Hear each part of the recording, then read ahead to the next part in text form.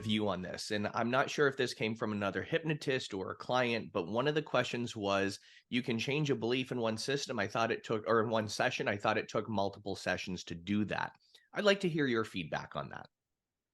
It can take multiple sessions. It can also take quick, instant change because it's just a belief.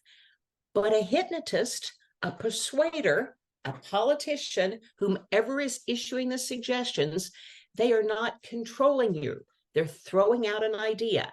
It's your acceptance of any idea, positive or negative, that creates the ensuing trance. Okay.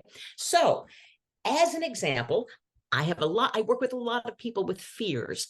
Fears we can usually zap in a single session.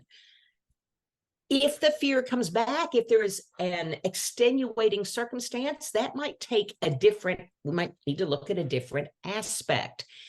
But change happens either through repetition or through trauma or something instant.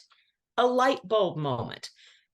You've all had light bulb moments where you go, oh, wow, I didn't even know that. Instant change happens right there. Eyes wide open, wide awake, right? So it can happen instantly.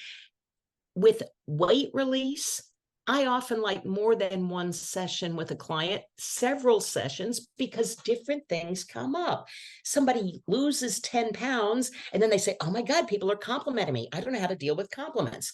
We've moved into a different aspect. Now we've got a different limiting belief to deal with. That's the reason it might take more sessions. We go deeper into something. There's something else that comes up. We have to deal with a different aspect. The mind can only focus on one thing at a time.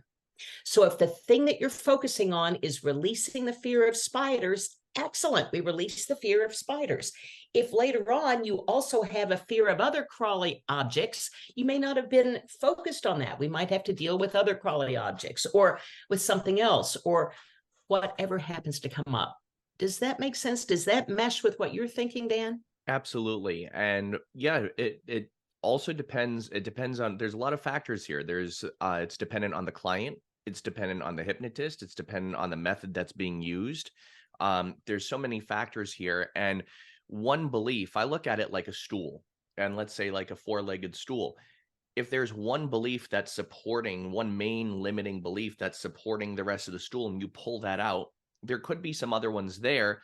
Now it's going to be difficult for that stool to stay steady, and you might have to pull out one other leg in order for that stool to collapse altogether. And so I call that the carryover effect. So for some people, you just work on one and you just clear that one limiting belief, or you clear that one belief system, you clear that one habit. Other things will start to fall or collapse or fall into place as a result of that. So it's really dependent on the client and the issue, I think. And the leverage involved. Because if a client wants to change something, it's sometimes called secondary gain. There is more to keeping the issue than there is to letting go of the issue. That issue is going to resurface.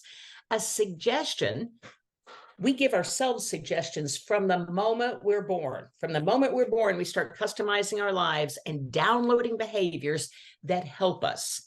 Sometimes we've downloaded a behavior at the age of 2 or 3 or 4 with all of the wisdom of a 2, 3, or 4-year-old. Right. And we hold on to that belief because we believe it, and we carry it into adulthood. Once we get into adulthood, we have a lot more options, but we're still operating on that program running in the background of what's going on.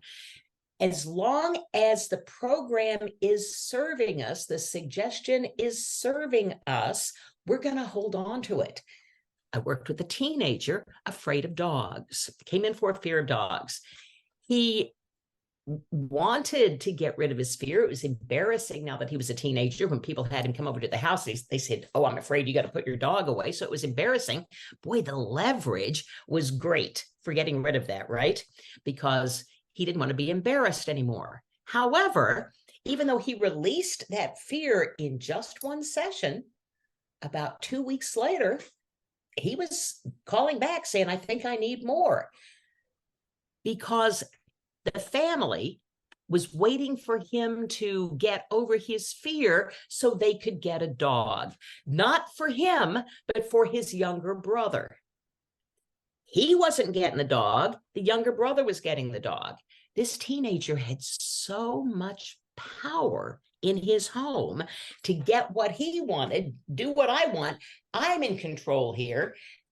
That fear resurfaced. Now notice he was using that trance state to hold on to power. That's a lot of leverage for a teenager. I guaranteed to his parents that if he fell in love with a girl in high school who had a dog, that fear would go just like that. Right. A suggestion lasts only as long as it's useful, as there's leverage for it. Dan is a brilliant stage hypnotist. He's funny, he's entertaining. And I don't know if he uses this technique or not, but many stage hypnotists will send a subject, one of their performers, back to their table with an amnesia suggestion. You won't remember your name. They won't remember their name when they get back to their table. People will ask them, what's your name? They'll stammer, they'll stutter, they won't know. And the stage hypnotist will say, until I clap, or until I say hypnosis, or until I snap my fingers. And that suggestion lasts as long as they're getting the laughs and as long as it's going on. If somebody walked into the back of the room and said, we just had $1 million lottery winning, and they say that person's name, you won, the amnesia is gone. Right. Because the $1 million is more leverage than the entertainment. Right. That's the way we work. Sometimes outside trance is stronger than the trance we can create in our office. And it's so important to drive that home to some people. And Karen, I've done great work with kids and teenagers over the course of like a few different sessions. And then the other parent will come and pick them up on the last session and literally ruin, in one sentence, ruin every single thing we've worked through in 3 or 4 sessions. And sometimes we prepare our clients to go into a pit of one lion. But when life happens, we don't think we have to prepare them to go into a pit of a dozen lions and fight off all those lions. And we empower ourselves. We have to remember to use the things we know to do. Exactly. We have to remember, and we can't force it on somebody. Some people like to wallow in their misery. Some people enjoy it. Some people get something out of it. Victimhood serves them well. We can't force them. I'd love to be able to do that. I'd love to be able to change people by doing that. Yeah.